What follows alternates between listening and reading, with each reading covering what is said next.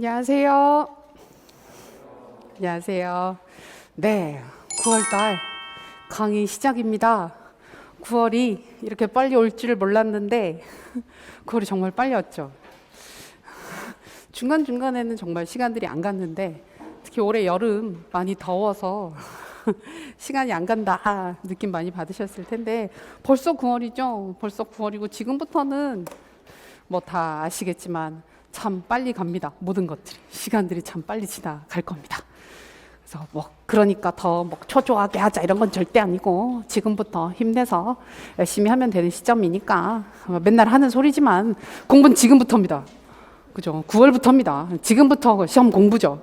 지금까지는 9월달, 10월달에 공부를 잘 하기 위해서 준비를 해왔던 거고 이제 지금부터 진짜 공부 열심히 잘 하실 수 있는 시점이니까 교육학이든 전공이든 힘내서 열심히 해보도록 해요.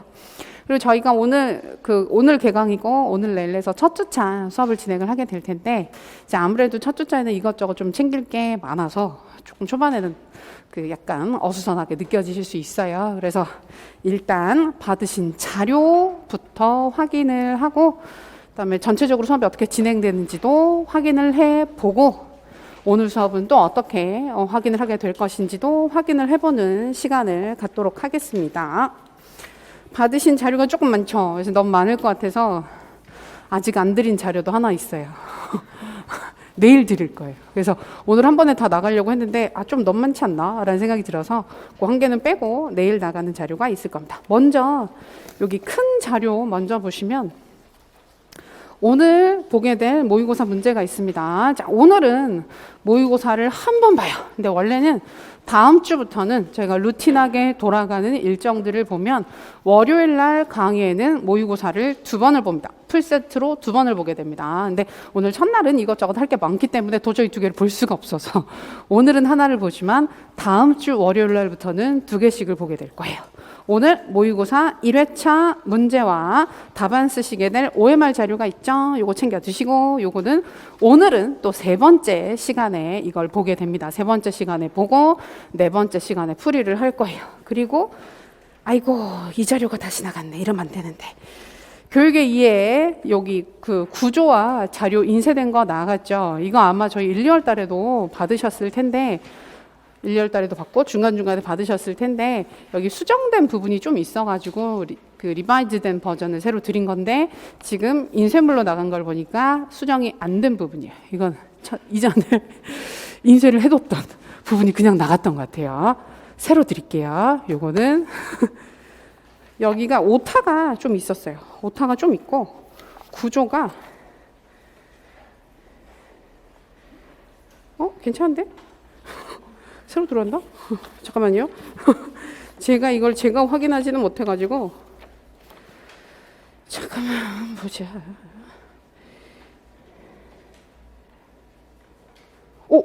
이거 보시면 돼요. 수정된 거예요. 감사한 버전입니다. 이 버전으로 같이 봐주시면 되겠습니다. 몇 개 수정이 좀 잘못된 부분이 있었는데 괜찮아요. 이거 보시면 되고요. 이 구조화 자료는 예전부터 쭉 봐왔던 게 있는데 아까 말씀드렸던 것처럼 또 새로 드렸던 이유는 조금씩 오탈자 수정된 부분이나 구조에 있어서 수정할 부분들이 있었던 거 다시 보시기 편하게 정리한 거거든요. 그래서 9월 달에 다시 한번 필요하신 경우에 봐두시면 되겠습니다. 자, 그리고 이제 작은 자료들 어떤 것들로 구성되어 있는지, 그러니까 방금 봤었던 구조화 자료는 따로 수업에서 크게 다루거나 하진 않아요. 다루거나 하진 않고 쌤들 개인적으로 공부하실 때 개인 공부 용도로 드리는 자료니까 편하게 활용하시면 되겠습니다. 그리고 스터디 신청서 들어가 있죠. 스터디 신청서. 근데 요거는 직영상 선생님들한테만 해당하는 사항입니다. 지금 라이브로 듣고 계신 쌤도 계시고 인강으로 듣고 계신 쌤들도 계시는데요.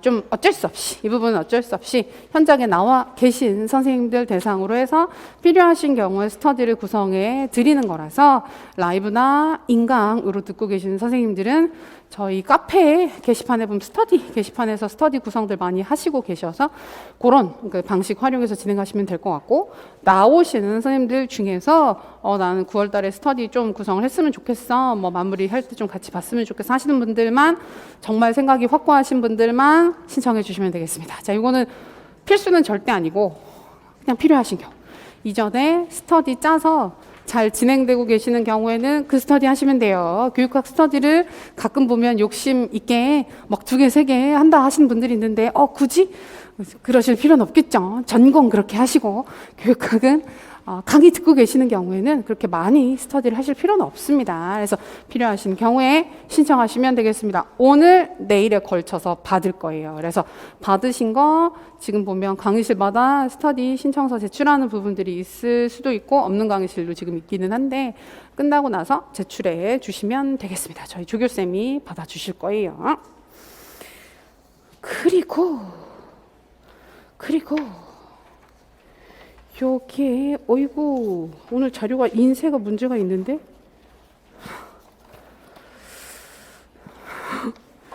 그죠? 자료 인쇄가 지금 문제가 있는데 요게 확인이 안 된 것 같은데 저도 지금 자료를 받아서 당황스럽네요.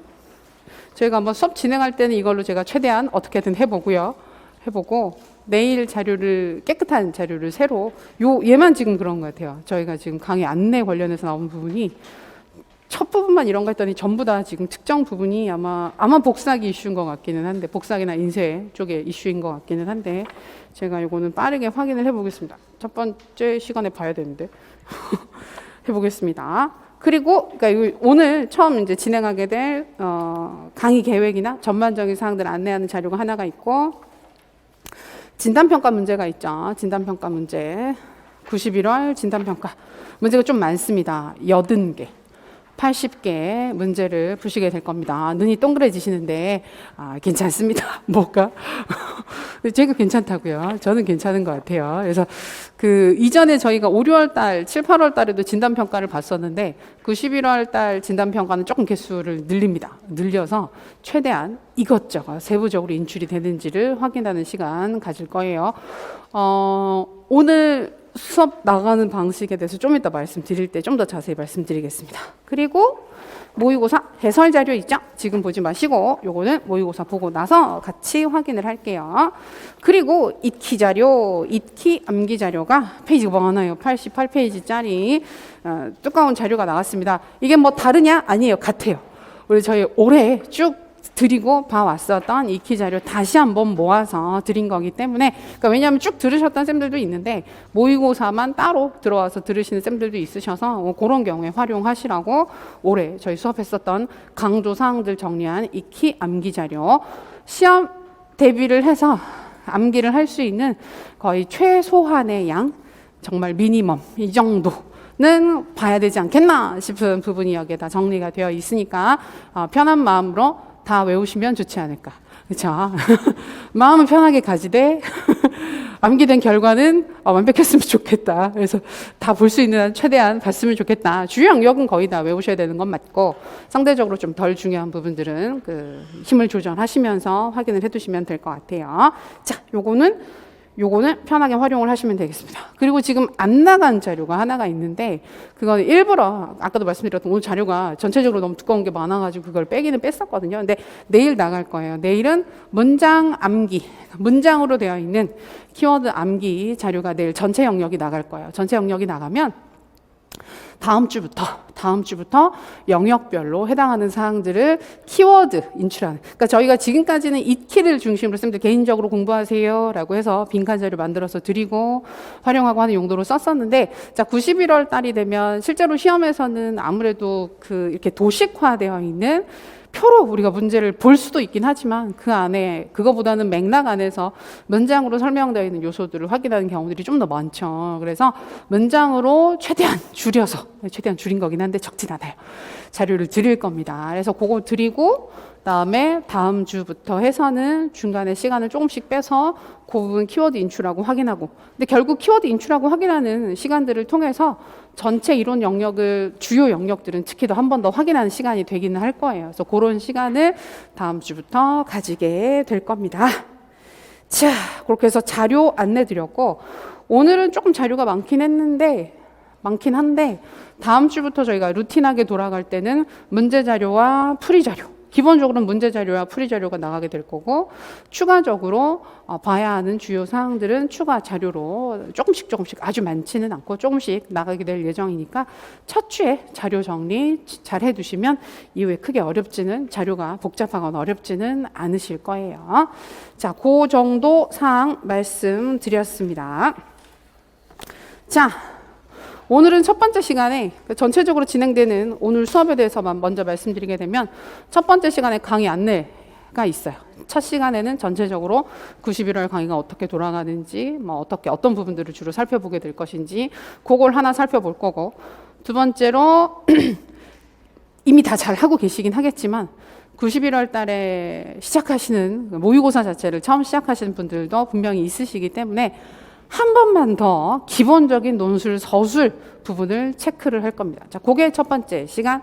그다음에 두 번째 시간에는 최근 기출 트렌드를 한 번 더 살펴볼 겁니다. 그래서 이것도 역시 다들 우리가 기출문제 분석하면서 알고 계시는 사항들이긴 한데 이제 시험 직전이기 때문에 최근 시험 경향에서 어떤 부분들을 어떤 맥락으로 어떤 방식으로 물어봤는지 우리가 모의고사 보면서도 그런 부분들을 다수 살펴봤지만 또 당장 눈앞에 있는 공부들에 급급하다 보면 전체적인 방향이나 포인트들을 잃어버리고 헷갈리는 경우들이 있기 때문에 최근 기출 한 번만 더 정리를 할 거고요. 그리고 진단평가를 볼 거예요. 두 번째 시간에. 기출 정리와 진단평가를 본다. 진단평가 풀이를 한 번에 하고 싶었는데 어떻게 계산을 해봐도 내일 해도 그걸 다 못해요. 문제 수가 조금 많아가지고. 그래서 오늘은 볼 겁니다. 오늘은 볼 거고 풀이는 내일 할 거예요. 풀이와 풀이 자료도 내일 드릴 거예요. 그래서 좀 이따가 한 번 더 말씀드리겠지만 진단평가를 오늘 최대한 그러니까 두 가지 포인트로 보시는 거예요. 그래서 현장에서 보실 때 답을 쓰는 펜으로 어떤 하나 펜을 정해서 답을 쭉 쓰시고 분명히 미진한 부분들이 있을 거거든요. 그러면 오늘 복습할 때 집에 가셔서 답을 찾는 게 아니라 다시 한번 못 쓴 부분들만 다시 체크를 해서 시간을 좀 추가를 해서 한 번 더 풀어오고 내일 전체적으로 체크를 해서 최종적으로 몇 개를 맞췄는지 현재 내 상태가 어떠한지를 한 번 더 확인하는 시간을 가지는 게 좀 더 의미가 있을 것 같습니다. 그래서 두 번째 시간에는 최근 기출 트렌드 더하기 진단평가 실시, 세 번째 시간에는 모의고사 보고 네 번째 시간에는 풀이를 할 거예요. 전체 구조는 파악이 되시죠? 그리고 앞으로는 이것도 자꾸 다음 주부터라고 말씀드리는데 첫 주는 아무래도 쌤들이 시작하시는 시점이고 오늘 수업을 처음 들으시는 분들도 있고 또 여러 사정들 때문에 내일 처음 들으시는 분들도 있어서 9시에 딱 시험을 시작을 못해요. 9시에 딱. 근데 2주차부터는 9시에 시험을 딱 시작을 할 거예요. 저희가 실제 시험이 9시에 진행이 되기 때문에 지금부터는 그 리듬도 최대한 맞춰볼 거예요. 그래서 원래는 토요일 날 하면 좋긴 한데 토요일 날 다 전공도 하시고 하셔야 되기 때문에 그 월요일에도 그렇고 화요일에도 그렇고 그 9시부터 모의고사를 보고 풀이를 하고 다른 액티비티들을 이어서 하는 방식으로 진행이 될 예정이니 참고하세요. 자, 그렇습니다. 예, 빨리 넘겨야지. 넣어놓긴 하는데 보면서 깜짝깜짝 놀래고 그쵸? 왜 그때 되게 놀라지 않아요? 우리가 핸드폰으로 뭐 사진 찍으려고 카메라를 켰는데 이게 그 눈치도 없이 이렇게 셀카 모드로 되어가지고 분명히 난 딴 거 찍으려고 켰는데 막 자기 얼굴 나오면 막 눈을 감고 빨리 그래서 딴 데를 보고 없애고 싶죠. 얼굴 너무 무섭죠. 집에서 보면 더 무서운 것 같아요. 자, 91월 강의 전체적인 구성 진행 과정부터 말씀드리고 시작하겠습니다. 91월 강의는 지금 저희 받으신 자료 같이 볼게요. 그리고 좀 잘린 부분들이 있는데 윗부분이 다 잘려가지고 중간에 2페이지부터 보겠습니다. 근데 이건 지금 말씀을 드려도 바로는 안 된단 말이에요. 바로 자료를 못 해주신단 말이에요. 그래서 일단 첫 시간은 빨리 진행을 해보고 필요한 부분들을 제가 안내해 드리겠습니다. 자, 91월 강의 실전 모의고사 반입니다. 실전 모의고사 반이고 10주 동안 진행이 됩니다. 오늘부터 1주차 시작을 하고 추석에는 수업이 없습니다. 전공 수업들 같은 경우에 가끔 추석주에도 수업이 있는 경우들이 있는데 저희는 없어요. 월화에 걸려가지고 차마 할 수가 없어서 이번에는 보통 월화에 안 걸리면 보통 수업 많이 하거든요. 많이 하는데 자 이번에는 수업이 없어요. 그리고 총 10주 동안 진행이 됩니다. 그리고 매주 그래서 첫 주만 모의고사를 2개 보시는 거고 오늘 하나 내일 하나 해서 2개 보시는 거고 2주차부터는 3개씩입니다. 기본적으로 3개씩 나가고 그 후반부에 가게 되면 저희가 그 마지막 2주는 월요일에만 수업을 하거든요. 그래서 8주차까지는 월화 수업이에요. 월화 수업인데 9주, 10주 같은 경우에는 월요일에만 수업이 있고 화요일날 수업이 없습니다. 다들 그때 되면 되게 좋아하시는데 이제 시험이 내일 모레 닥쳐온다는 얘기죠. 결국은. 그래서 그런 시점인데 그때는 추가로 문제를 좀 더 드릴 거예요. 현장에서 보는 건 한 번이지만 추가로 문제 자료 이런 부분들을 더 드리면서 진행을 할 예정입니다. 그래서 아무래도 이제 마지막 반이기 때문에 지금은 시험에 나올 만한 주제들 최대한 촘촘한 채로 걸러보겠다. 그래서 중요한 부분들 같은 경우에는 이전에 모의고사에서 보셨던 적 있는 부분들도 다시 보실 수 있을 거고 아니면 이번 늘 그렇긴 하지만 모의고사 보시다 보면 이게 뭐지? 이런 부분들을 보기는 봤어요. 다 봤던 부분들인데 모의고사에서 연습을 많이 안 해봤었던 항목들도 중간중간에 들어가 있을 거예요. 오늘 모의고사부터 그 느낌을 받으실 거예요. 그래서 문제 보시면 첫 항목 보시면 막 숨이 턱 막혀오면서 뭐지?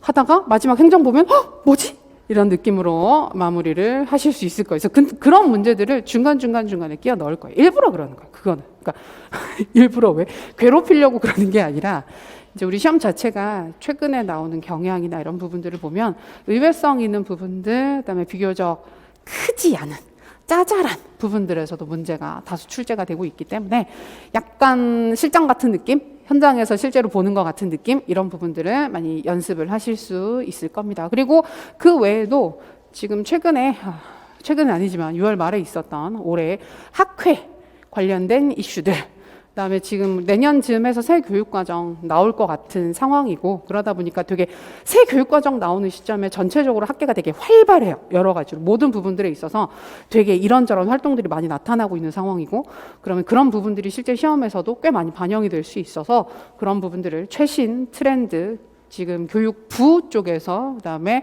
교육학을 전공한 교수님들이 어떤 부분들에 주로 관심을 가지고 있는지를 최대한 반영한 그 트렌디한 시의적인 문제들을 중심으로 연습을 할 겁니다. 그리고 추가적으로 확인할 필요가 있는 부분들 같은 경우에는 기출 문제나 객관식 논술 기출 부분들에서도 조금 더 짚어봐야 할 것 같은 주제들 언급이 되고 있는 추가적인 사항들을 다 따로 자료로 한 번 더 확인을 하는 시간을 가지게 될 겁니다. 그리고 개별 첨삭은 3번입니다. 총 3번입니다. 1주차에 있습니다. 그래서 내일 보게 되는 모의고사가 개인 첨삭을 받는 모의고사입니다. 그래서 내일도 부득이하게 9시부터 시험을 보지 않고 9시에 딱 보면 좋긴 한데 3번째 시간에 볼 거예요. 첫 주는 사실 약간 늦게 시작하신 경우들도 있고 해가지고 최대한 많이들 보셨으면 좋겠다 싶어서 내일은 3번째 시간에 모의고사를 보고 풀이를 합니다. 내일 보는 모의고사 첨삭 되는 모의고사니까 보통 이렇게 신경 써서 많이 보시잖아요. 그래서 기대하겠습니다. 그리고 전화번호 알려드릴게요. 왜 이 시점에 알려드리냐. 궁금한 주제가 그 모의고사 보시는 주제가 궁금한 경우에 저한테 따로 문자 주시면 제가 주제 크게 안내해 드리고 있습니다. 그래서 벌써 질문 주신 쌤 계세요. 어제 그제 해서 분명히 모의고사 볼 텐데 주제가 뭐냐라고 미리 물어보신 경우 알려드렸습니다. 전화번호 다들 알고 계시죠?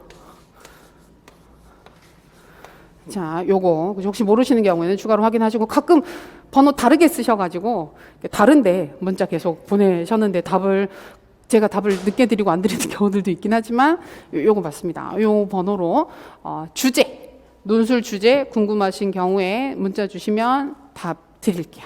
그리고 91월 달에 주제 물어봐도 되느냐 하시는 경우들이 있는데 공부 상황에 따라서는 물어보시는 것도 괜찮습니다. 물어보시는 것도 괜찮고 대신에 저는 그거는 그랬으면 좋겠어요. 그러니까 첨삭 받는 모의고사 있잖아요. 첨삭 받는 모의고사는 잘 생각하셔서 주제를 물어볼까 말까 판단하시면 좋을 것 같고 그 다음에 그냥 첨삭 없이 저희가 진행되는 기본 모의고사는 현장에서 최대한 이것저것 체크해서 같이 확인을 한단 말이에요. 그래서 그런 부분들은 그냥 한번 보는 것도 그러니까 다 다 물어보고 다 보겠다라기보다는 어떨 때는 좀 물어보고 볼 수도 있고 어떨 때는 그냥 한번 연습을 해서 몇 번은 그냥 보기도 하고 이런 활동들이 좀 섞여서 진행이 되게 되면 시험에 대한 공포나 불안도 좀 줄일 수 있고 그다음에 효능감도 좀 높일 수 있고 그러니까 둘 다 중요하거든요.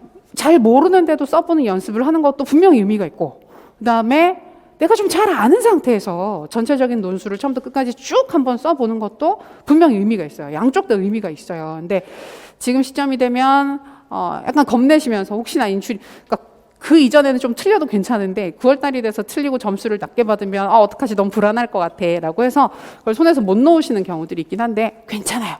어제도 저희 애랑 그 얘기를 잠깐 했는데 자기가 뭘 하면 자꾸 틀릴 것 같아서 숙제를 못 하겠대요. 숙제를 계속 안 해놓고는 하는 소리가 했는데 틀릴 것 같아가지고 못했다는 거예요. 되게 안 좋은 태도죠. 우리가 동기 유형에서 봤을 때 실패 회피 동기자들이 흔히 보일 수 있는 그 동기 상태를 보이면서 그렇게 얘기를 하더라고요. 그래서 그때 뭐라 그랬냐면 틀리라고. 틀려야 배운다고. 틀려도 괜찮다고. 틀리는 게 되게 중요하고 잘 틀리는 게 중요하고 틀리고 나서 배우는 게 크기 때문에 괜찮으니까 가서 빨리 틀려. 빨리 틀리라고 막 얘기를 했더니 명언인데요. 이러면서 가서는 안 하더라고요. 그래서 근데 진짜 모의고사나 문제풀이에서는 맞는 것만큼이나 틀리는 게 중요합니다. 그래서 틀리는 거 너무 겁내지 마시고 또 한번 그냥도 한번 해보시고 또 계속 너무 틀리면 하기가 싫어지니까 또 그럴 때는 물어보고 진행하는 것도 괜찮고 근데 그렇게까지 까다롭지는 않을 거예요. 문제들이. 그래서 편하게 활용하시면 되겠습니다. 자, 그런 식으로 전체 강의는 구성이 되어 있어요. 지금 그 좀 더 자세히 진행되는 과정을 보게 되면 아까 말씀드렸던 것처럼 오늘부터 11월 2일까지 그러니까 총 8주예요. 8주 동안은 월화 수업이 있습니다. 월화 수업이 있고 월요일 커리큘럼, 화요일 커리큘럼이 약간 구분이 됩니다. 그래서 월요일 날은 모의고사 2번, 상황에 따라 한 번 실시하는 거 요건 첫 주. 오늘만 그런 거고 대부분의 경우는 월요일 날은 모의고사를 2개 봅니다. 그래서 보통 9시부터 보고 풀이하고 세 번째 시간에 또 모의고사 보고 풀이하고 되게 지긋지긋할 거예요. 근데 금방 익숙해져요.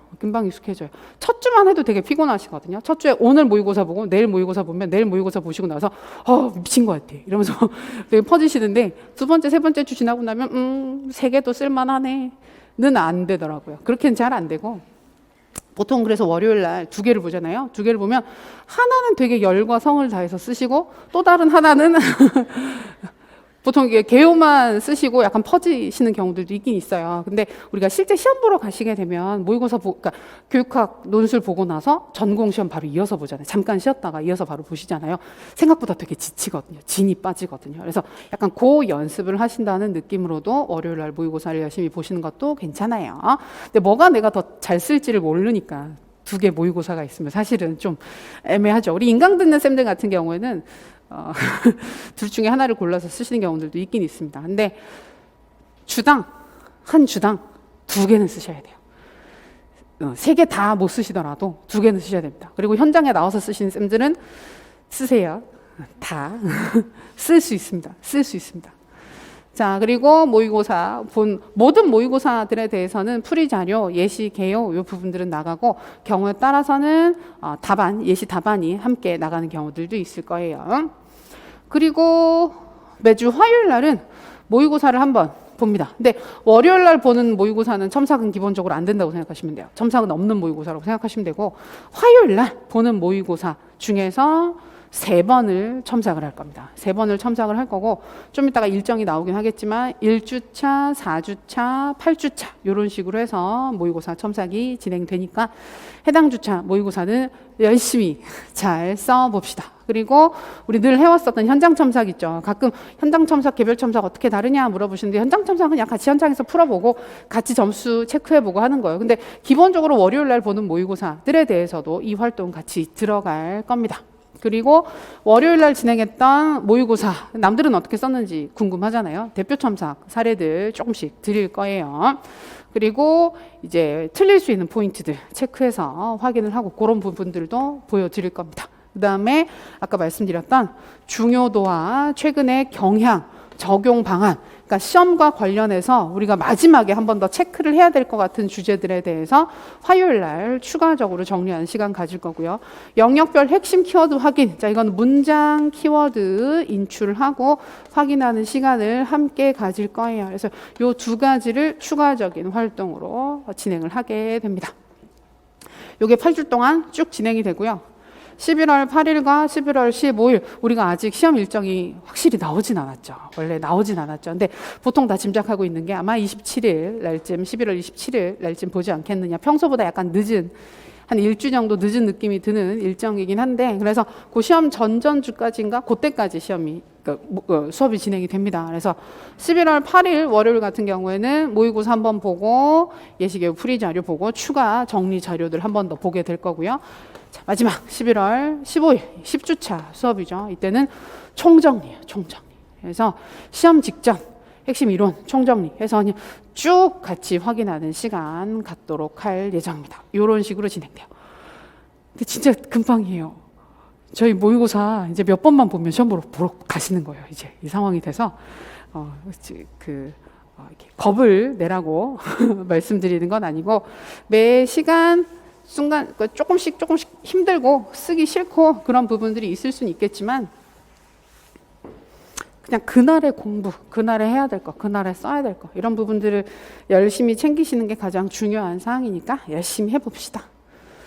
자, 그리고 자료는 우리가 91월 수업 중에 쓰게 되는 자료는 기본적으로는 지금 드리는 프린트아웃 중심으로 진행이 될 거고 경우에 따라서는 우리 그 완벽한 요약 노트 있죠. 그거 추가적으로 보는 경우들도 있을 텐데 가능하면 그 자료로 해결이 될 수 있도록 전체적으로 진행을 할 예정입니다. 그래서 부교재를 뭔가 봐야 되는 경우들이 있다. 그러면 쌤들 편하신 부교재, 우리 완벽한 요약 노트 말고도 기본서를 보신다든지 개인적으로 정리한 자료를 보신다든지 하는 방식으로 진행을 하시는 것도 괜찮습니다. 크게 무리는 없습니다. 그래서 방금 얘기했던 사항들을 전체적으로 정리를 다시 한번 해보면 각 주차별로 뭐가 진행이 되는지, 그러니까 딴 거보다 쌤들이 첨삭 진행되는 모의고사는 회차를 좀 기억하고 그 부분은 잘 체크를 해 주셨으면 좋겠어요. 그래서 1주차 첨삭용 모의고사 있죠. 요거 내일 있습니다. 내일 보게 되는. 그리고 모의고사 볼 때마다 요건 첨삭하는 거예요 라고 해당하는 사항은 알려드릴 거기 때문에 그거 잘 체크해서 진행하시면 될 것 같고 2주차는 모의고사가 총 3번 실시되는 거죠. 총 3번 실시되고 이때는 첨삭은 없어요. 따로 첨삭은 없고 우리 다 같이 현장에서 체크하고 정리를 할 겁니다. 요때는 교육행정 영역의 전체 키워드 인출 부분이 들어갈 거예요. 그래서 순서는 아무래도 중요 영역 먼저 진행을 하게 될 예정이기 때문에 행정부터 볼 겁니다. 행정부터 봐서 내일 드리는 암기 자료, 추가로 드리는 자료가 있어요. 그거 넘겨보시면서 공부해 오시면 다음 주에 행정 부분 언제 볼까? 화요일 날 보는 거예요. 이건 보통 다 화요일 날 보는 거예요. 그래서 화요일 날 행정 부분 추가적으로 인출하고 정리하는 시간 가지게 될 겁니다. 3주차는 모의고사 3번, 이때는 교육 과정 부분 전체 키워드 인출하는 시간이 있을 거고 추가적으로 관련되는 이론과 경향 확인하는 부분은 매주 들어가요. 매주 화요일 날 계속 들어가고 있는 거고 루틴하게 들어가게 되는 활동인 거고 이제 영역별로 쌤들이 공부하는 일정을 잡으셔야 되기 때문에 개인 공부하는 일정에 조금 이걸 반영을 하셔야 편하실 거기 때문에 그 인출하는 영역 미리 알려드리는 거예요. 행정 볼 거고 과정 볼 거고 평가 영역 확인을 할 거고 얘는 왜 노란색이 됐지? 흰색인데 특별히 중요하다는 의미인가? 다 중요한데 그다음에 4주차에 첨삭용 모의고사가 화요일 날 있을 겁니다. 역시 이때도.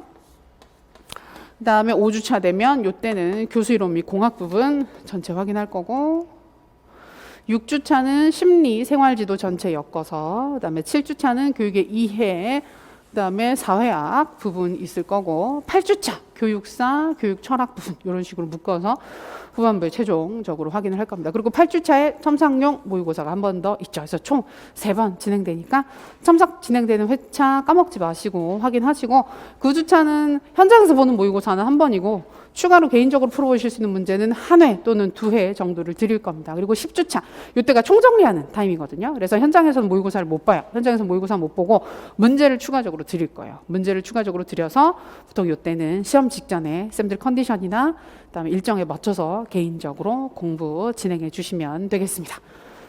전체 일정 대략 이제 어떻게 진행될지 보이죠? 모의고사 보시다 보면 그냥 정신없이 지나갈 거예요. 그래서 월요일은 보통은 모의고사 본다고 정신이 없어요. 모의고사 본다고 정신이 없고 후반부 되면 막 쌤들 막 도망치시고 그 풀이 자료가 있으니 예전에는 코로나 이전에는 자료를 안 드렸어요. 빨리 풀이 자료를 안 드렸어요. 안 드리고 다 보고 나서 이제 풀이 시작할게 하면 그때 자료를 나눠드리거든요. 그래서 있어야 돼요. 못 가요. 도망을 칠 수가 없었어요. 근데 요새는 자료 코로나 때문에 미리 다 드리잖아요. 미리 드려가지고 받으시고 보시다가 이거 죽을 것 같아 이러면서 막 가시고 하시는 경우들도 있는데 열심히 합시다.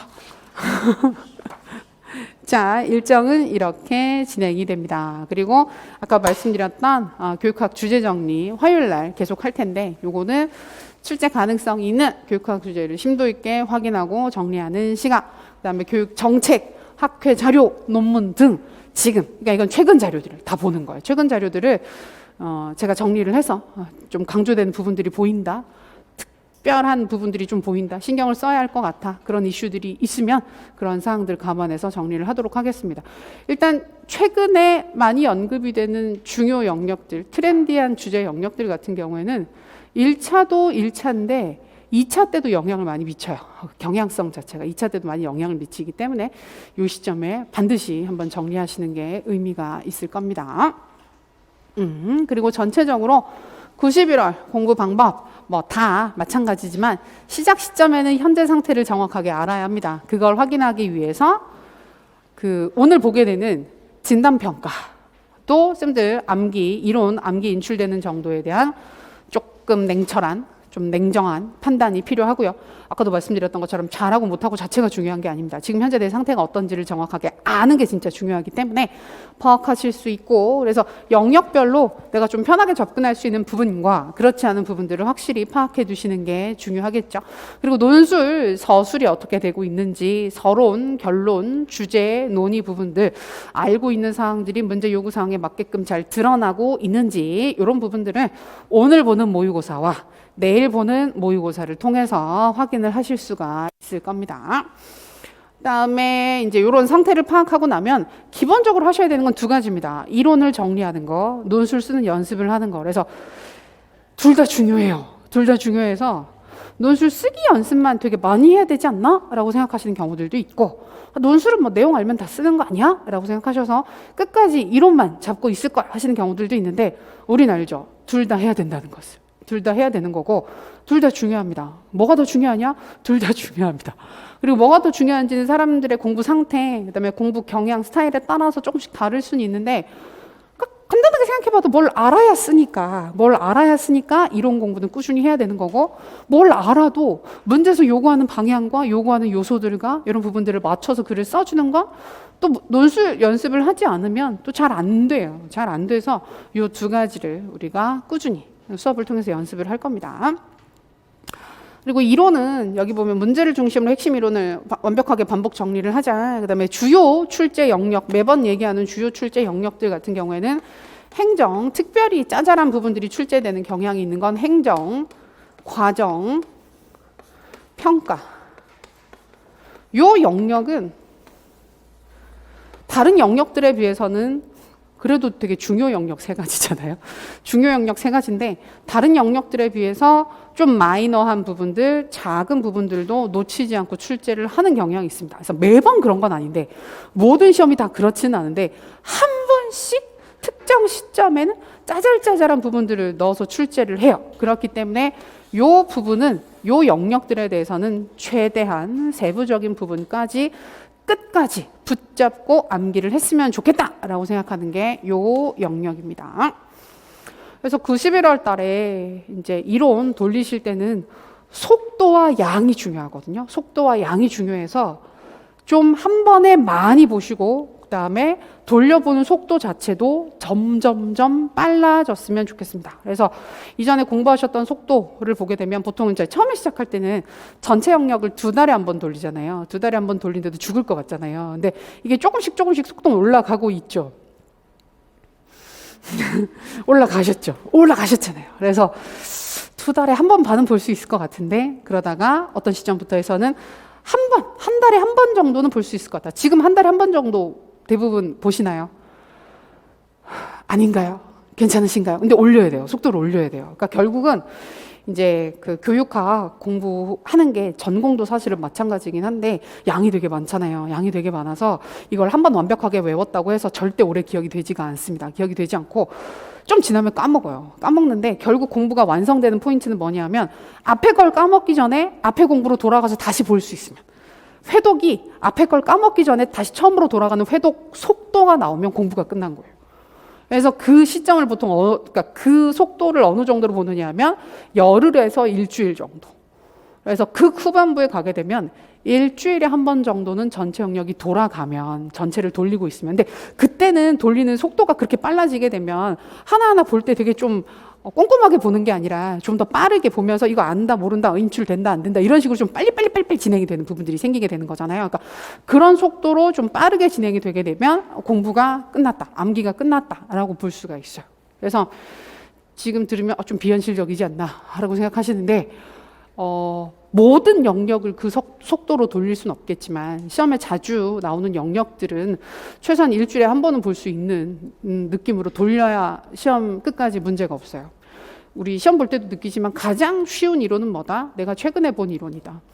가장 최근에 본 이론이 문제에 나오면 그 답 쓴 거 가장 편해요. 아무리 내가 잘 이해했고 잘 봤던 부분도 한두 달 안 보고 다시 보면 쓰기 힘들어요. 그러니까 그거는 진짜 너무너무 진리예요. 그래서 모든 중요 영역들의 모든 중요 사항들은 가장 최근에 본 이론인 상태가 늘 유지가 돼야 돼요. 항상 유지가 돼야 되기 때문에 그 기간은 일주일에서, 기억이 좀 오래 가시는 분들은 열흘 정도일 것이다. 그러니까 그 정도에 한 번씩은 회독이 될 수 있도록 속도를 계속 높여야 한다. 그러기 위해서는 양과 속도, 한 번에 보는 양도 많아야 하고 돌리는 속도 자체도 빨라져야만 그러한 상황이 유지가 될 수 있기 때문에 그렇게 이론 공부하시면 좋겠습니다.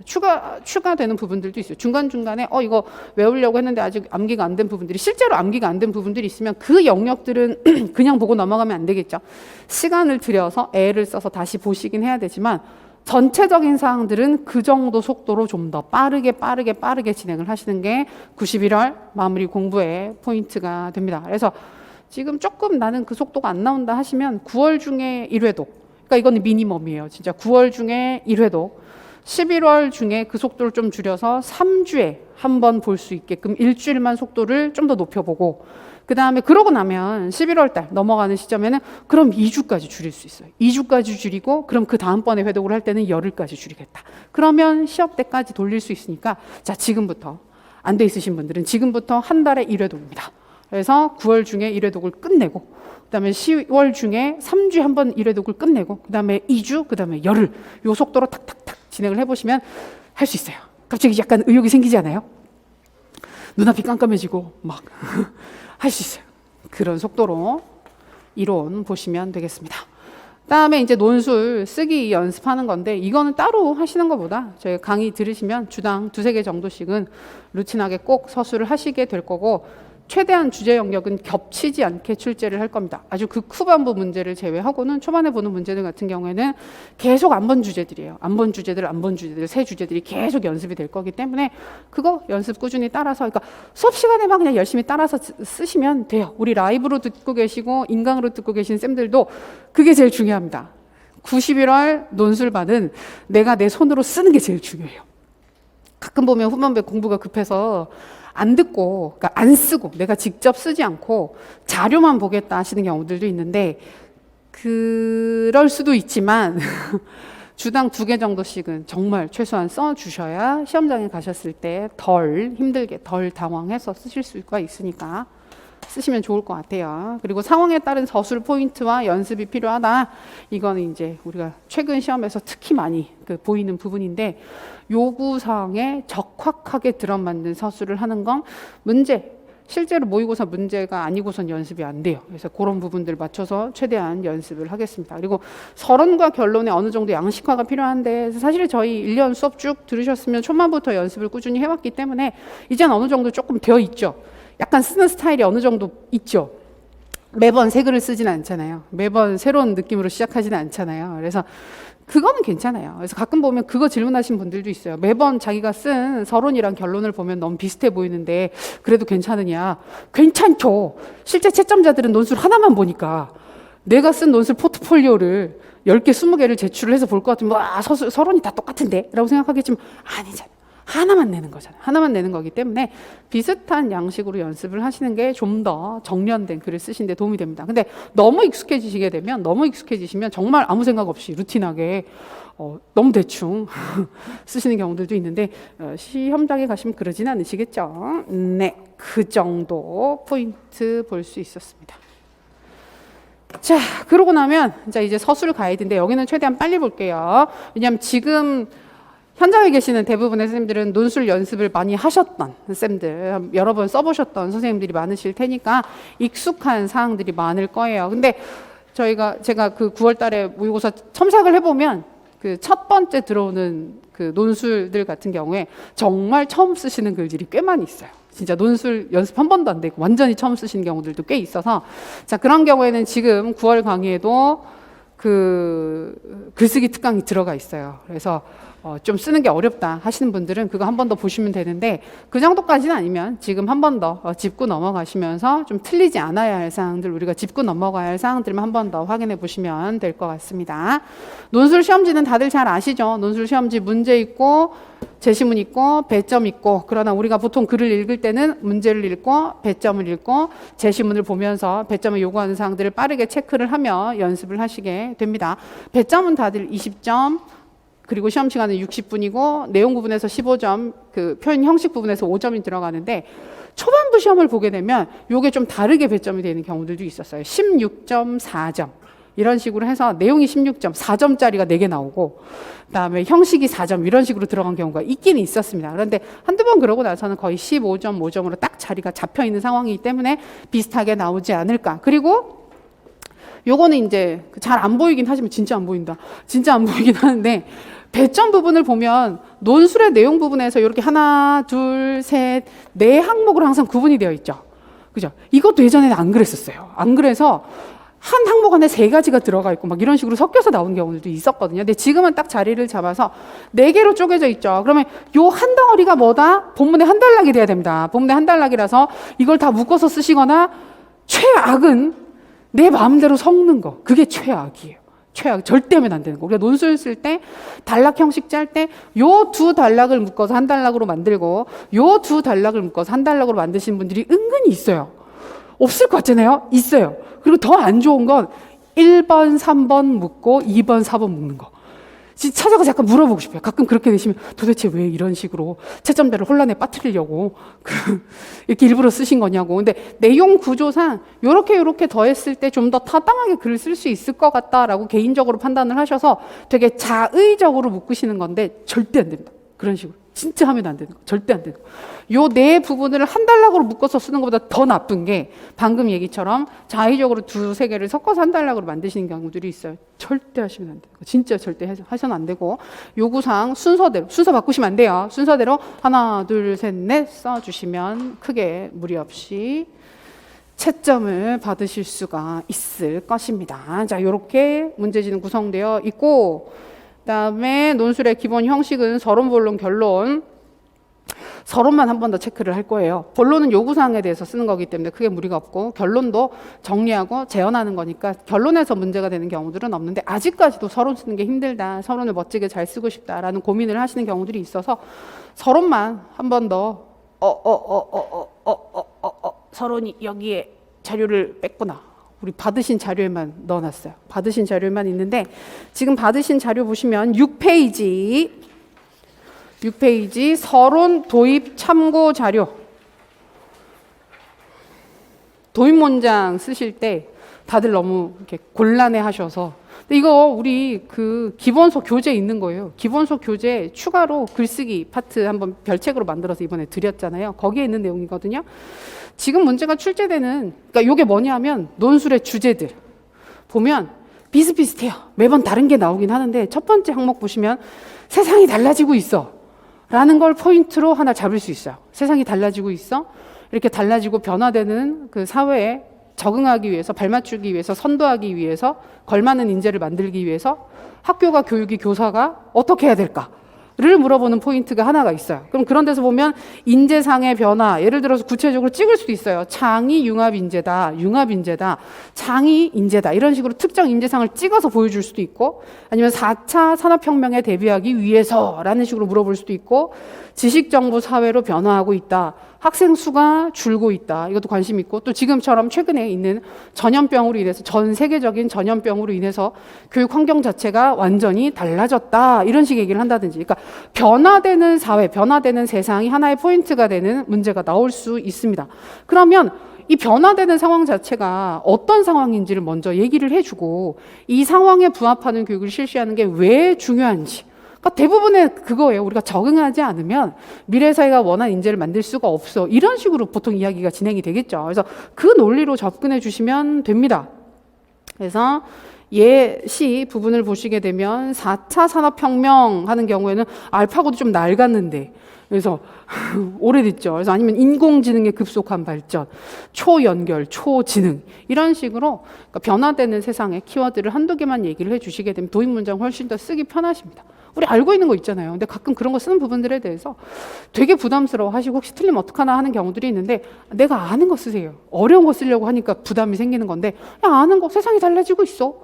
그다음에 학교가 운영되는 모습들도 굉장히 매우 달라지고 있어. 이런 식의 얘기들을 해주시면 크게 무리가 없습니다.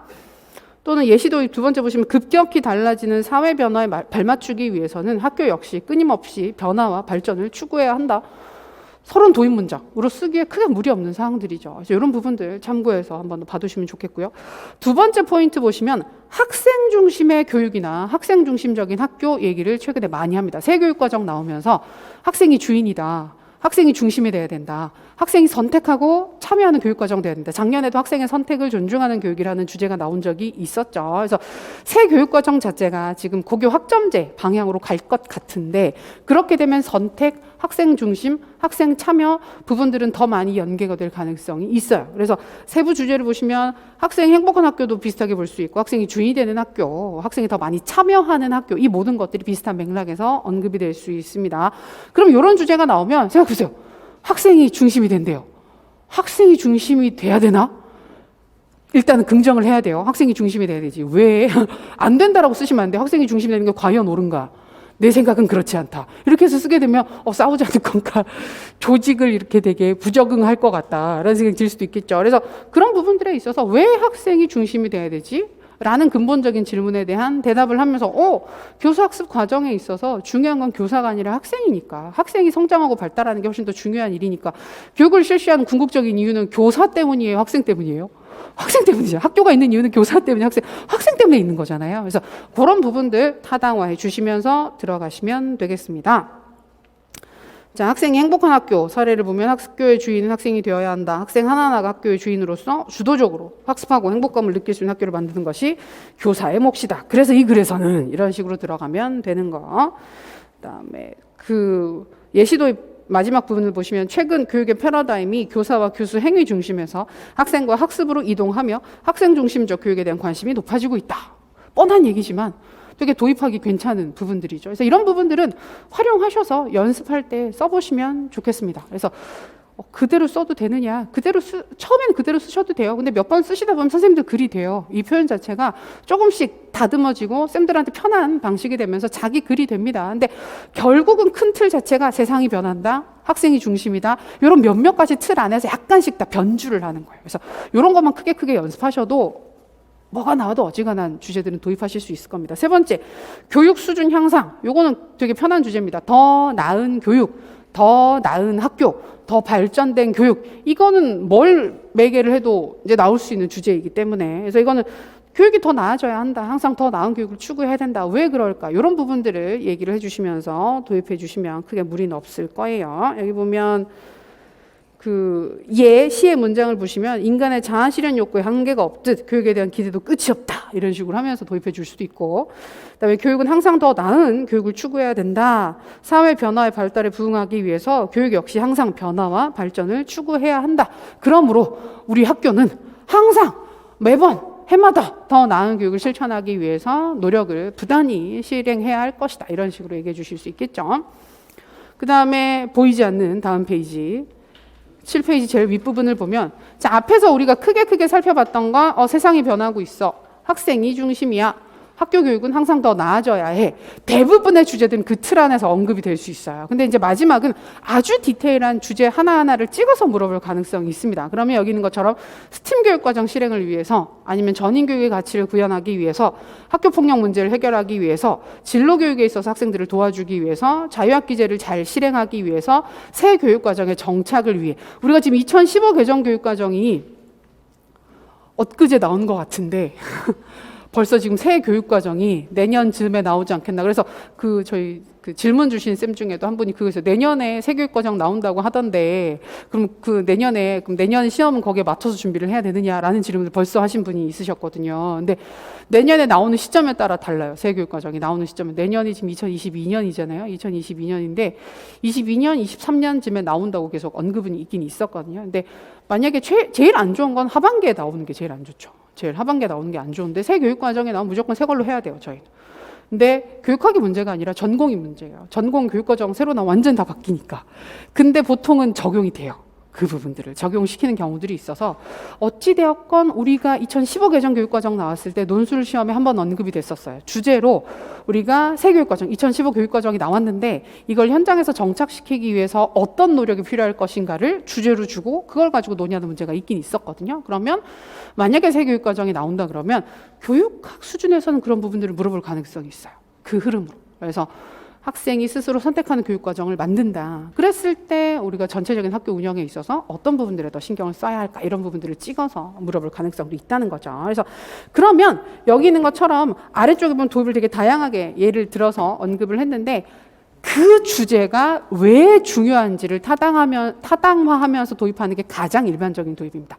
예를 들어서 지금은 언급을 좀 덜하지만 스팀 교육과정 언급이 있으면 스팀 교육과정이 대략 그러니까 정확하게 개념을 쓸 필요도 없는데 스팀 교육과정 우리가 딱 들으면 융합인재라는 건 알잖아요. 그러면 스팀 교육과정은 지금 현 세대가 요구하는 융합인재를 육성하는 데 최적화되어 있는 막 약간 이렇게 멋지게 얘기를 해주면 최적화되어 있는 교육과정이다. 그래서 이러한 교육과정을 잘 실현하고 구현한다면 우리가 원하는 미래 사회가 원하는 인재상을 잘 구현할 수 있을 것이다. 이렇듯 중요한 스팀 교육과정의 실현을 위해서 우리가 어떤 사항들을 살펴봐야 하는지를 이런 부분들을 통해 살펴보겠다. 그러니까 이게 딱 서론의 정석이에요. 주제가 나오면 주제가 봐 이렇게 중요해.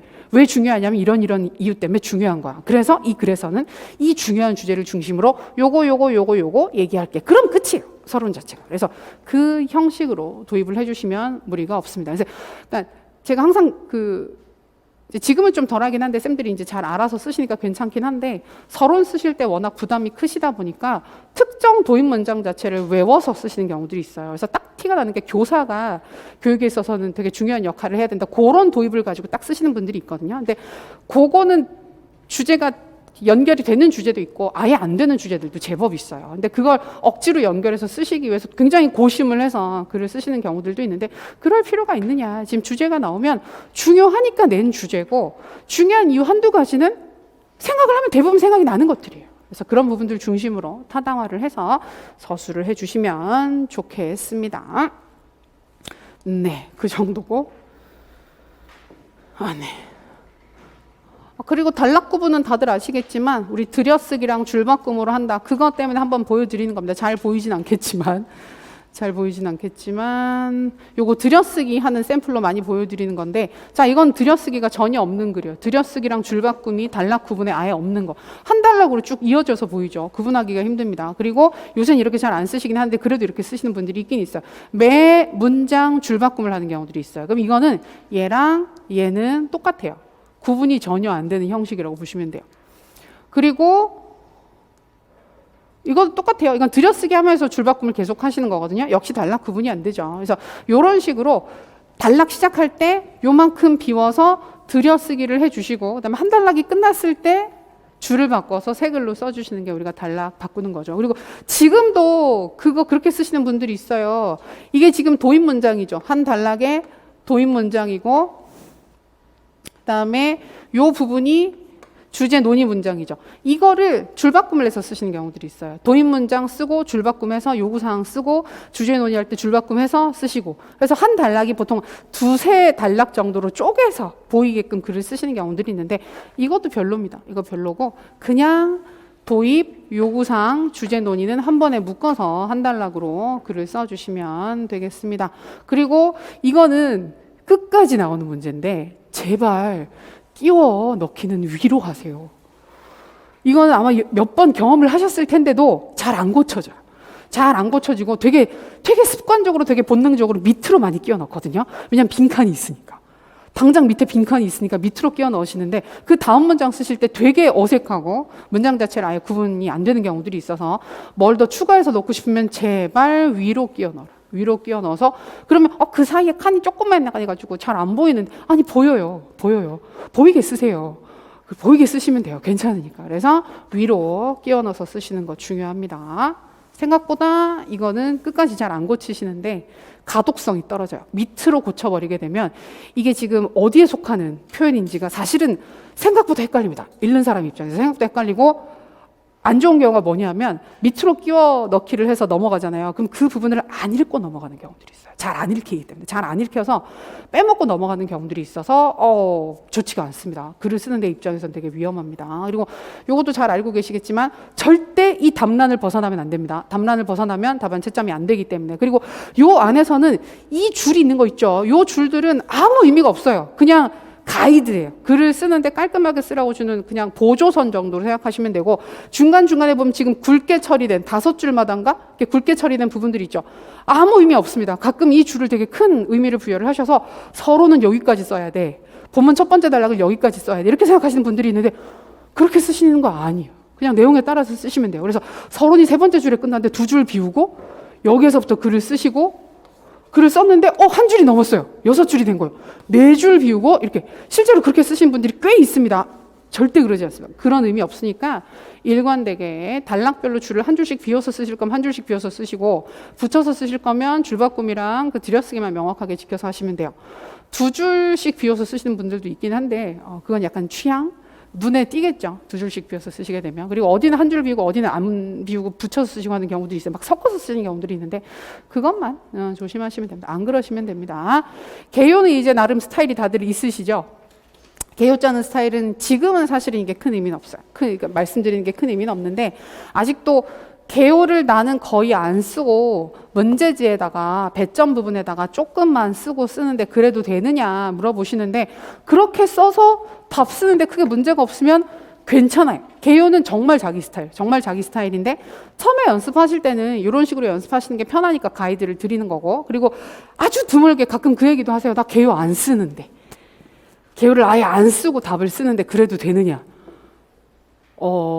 약간 위험하긴 해요. 개요를 아예 안 쓰는 건 약간 위험하긴 해요. 실수했을 때 이걸 돌이키기가 너무 어렵기 때문에 그래서 그래도 개요를 안 쓰고 무리 없이 썼다 그러면 지금부터 막 억지로 개요를 쓰세요라고 말씀드리기는 어려운데 아주 간단하게 시간을 조금만 들여도 괜찮으니까 아주 간단하게라도 전체적인 구조를 틀을 짜서 보고 개요를 작성하고 나면 바로 글을 쓰는 게 아니죠. 작성된 개요를 반드시 퇴고하셔야 됩니다. 그래야 우리가 답안지를 수정하는 일 자체가 줄어요. 답안지를 수정하거나 답안지를 교체하는 위험 부담이 줄어들기 때문에 그런 부분들 조심하시면 되겠습니다. 서론 쓰고 결론 쓰는 부분들 참고하시면 되겠습니다. 그 정도 있었어요. 그 정도고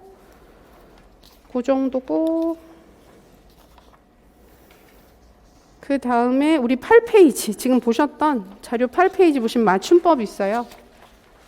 맞춤법은 잘 안 틀리시죠? 로서가 고질적인 문제이긴 한데 헷갈리면 다른 말로 바꿔서 쓰셨으면 좋겠다.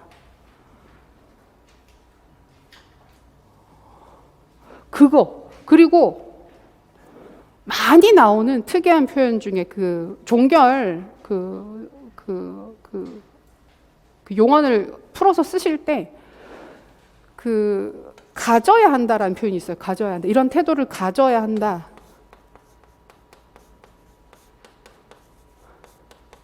이런 표현이 있을 때 이걸 가져야 한다.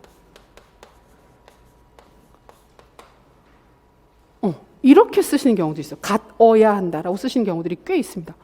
근데 이렇게 안 쓰죠, 그죠? 이렇게 안 쓰고 기본식으로 이렇게 풀었으니까, 그러니까 생각보다 되게 많이 나오는 특이한 표현이라서 그런 부분들 좀 주의하셔서 쓰시면 될 것 같아요. 이게 기본적으로 쓰는 표현입니다. 이대로 써주시면 되겠습니다. 같다라는 표현 때문에 그런 것 같은데 그렇게 잘 안 쓰죠. 그렇게 안 쓰니까 그거 부분만 조심하시면 될 것 같아요. 그리고 9페이지 요것만 한 번 더 체크하고 첫 번째 시간은 마무리를 할게요. 첫 번째 시간은 9페이지 보시면 내용 관련된 기타 고려 사항들 언급이 있는데 뭐 요구사항대로 쓰는 거 당연한 부분들이고요. 단락 자체들 순서를 바꾸지 않는 것도 기본이고 단락 내에서 요구하는 사항들의 순서 바꾸는 건 절대 하시면 안 됩니다. 그거는 진짜 감점 처리할 가능성이 높기 때문에 순서 안에서 바꾸시면 안 됩니다.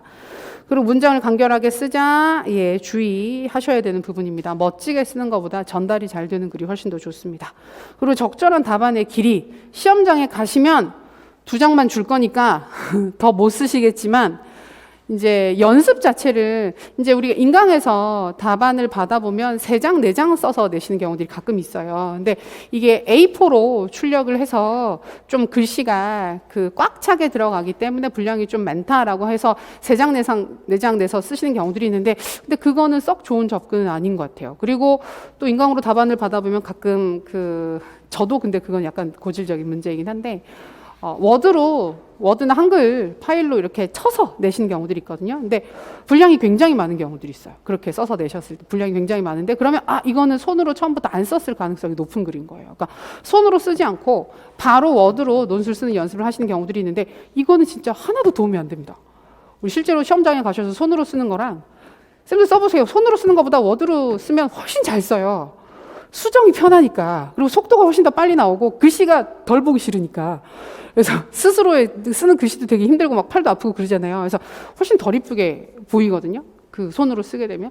그래서 차이가 꽤 커서 워드로는 절대 연습을 하지 않습니다. 그래서 손으로 쓰시고 제출하실 때 어쩔 수 없이 워드로 다시 옮겨서 내시는 거 그건 상관이 없는데 아예 워드로 처음에 연습을 하시게 되면 분량 조절이나 서술하는 방식이나 표현이나 이게 완전히 실제로 달라요. 내가 쓰는 글이 아닌 글이 나오게 돼요. 그래서 그거는 조금 주의해서 연습하시면 좋겠습니다. 그래서 그리고 보통 답안지 분량 자체는 요새는 좀 염려를 덜 하시긴 하시는데 실제 시험에서도 이 OMR 답안지 2장이잖아요. 요거 이내로 써야 되잖아요. 이내로 써야 되는데 최근에 문제 출제 경향 자체가 분량이 아주 짧게 나오기가 힘든 문제들이 많이 있습니다. 그래서 예전에는 진짜 한 페이지 안 채운 답들이 꽤 있었어요. 한 페이지 안 채우고 진짜 여기 하나, 둘, 셋, 넷, 5개에서 25줄이 있으면 이 중에서 20줄 정도 써서 내도 17점 받고 그런 답들이 꽤 있었거든요.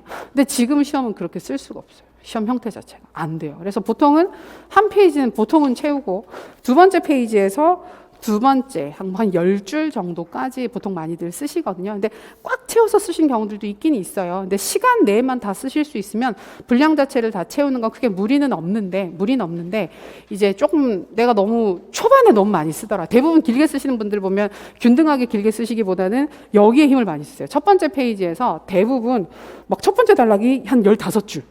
그리고 그때부터 이게 아닌데 싶어서 마지막 단락은 3줄. 이런 식으로 해서 되게 급하게 그렇게 되면 이제 아무래도 이게 채점을 할 때 봤을 때 필요 요소들이 후반부에 많이 빠져 있을 가능성이 높기 때문에 그런 부분들 좀 배분을 하셔서 연습을 하시면 되겠습니다. 적정한 분량은 딱히 없는데 지금 딱히 없긴 한데 시간 내만 안정되게 쓸 수 있게끔 연습을 지금부터 열심히 하시면 좋겠습니다. 그리고 이거는 뭐 여러 번 말씀드렸던 부분이긴 한데 부가적인 사항인데 모르는 게 나오면 어떡하나요?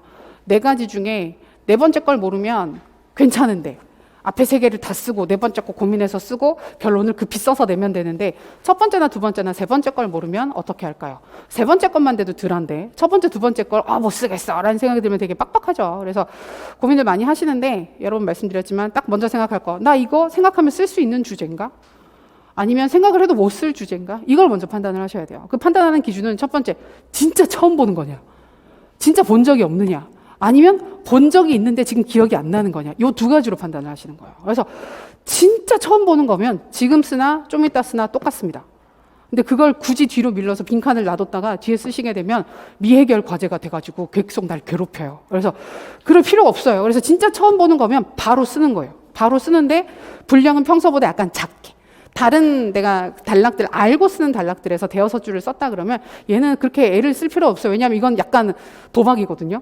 그래서 도박이고 뭐라도 써서 1점이라도 받으면 완전 고마운 상황인 거예요. 그래서 그런 상황이기 때문에 물론 마음이 편하진 않겠지만 그런 상황이 된다 그러면 제 시문에 있는 내용과 내가 알고 있는 교육학적 지식들을 활용을 해서 간단하게 최대한 빠르게 글을 쓰고 넘어가서 다른 단락들을 열심히 써서 다른 부분들에서 최대한 점수를 받겠다라는 마음으로 쓰고 다 쓰고 나서 시간이 남으면 다시 돌아와서 혹시 해당하는 부분에서 끼워 넣을 수 있는 게 있는지를 다시 보고 체크를 해주시면 돼요. 그게 그냥 베스트.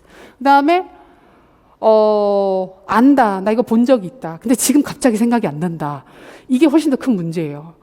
이건 진짜 심각한 문제. 앞에 내가 완전 처음 보는데 그건 큰 문제는 없어요. 다 비슷할 상황이기 때문에 괜찮은데 이렇게 봤는데 기억이 잘 안 난다 그러면 바로 쓰는 것보다는 바로 써도 돼요. 바로 쓰고 나중에 수정을 해도 되긴 하는데 이제 약간 비워두고 내가 평소에 5줄을 썼다 그러면 한 3, 4줄 정도로만 비워놓고 넘어가서 다른 걸 쓰고 나서 기억이 나면 거기를 다시 쓰실 수 있어요. 그게 좀 더 안정적이기는 해요. 그 부분들이. 근데 이제 그것도 불안하다 싶으면 키워드를 빼놓고 답은 일단 쓰고 나서 나중에 기억이 나면 다시 돌아가서 키워드를 메꿔 넣는 경우들도 있긴 한데 이제 수정이 가능하니까 우리가 지우고 새로 쓸 수도 있는 부분들이니까 그런 부분들은 상황에 따라서 판단하여 쓰시면 되겠습니다. 네, 그 정도 서술 팁 한 번 더 말씀드리고 잠깐 이제 쉬셨다가 이어서 보도록 하겠습니다.